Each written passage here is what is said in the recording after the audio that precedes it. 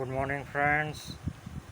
আজকে আবারও একটা ভিডিও পাবলিশ করব। এটা হচ্ছে ফিজিক্সের ইলাস্টিসিটির একটা প্রবলেম। ইলাস্টিসিটি মানে এখানে হচ্ছে বাল্ক মডিউলাস বার করতে হবে, মানে ইনক্রিজ ইন ভলিউম, কতটা আয়তন বেড়েছে সেইটা বার করতে হবে এখানে। এটা হচ্ছে ইলাস্টিসিটির একটা প্রবলেম।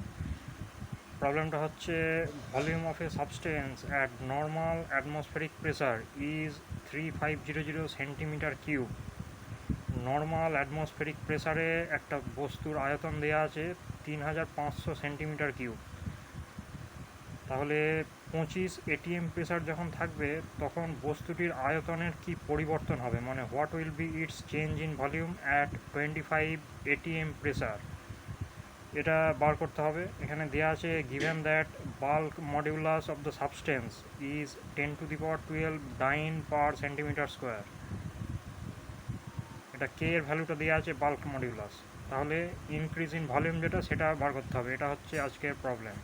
সঙ্গে থাকবেন, কিছুক্ষণ পরে আমি সলিউশনটা পাবলিশ করব। যদি কোনো ডাউট বা কোয়েরি থাকে কমেন্টে অবশ্যই লিখবেন, সঙ্গে থাকবেন।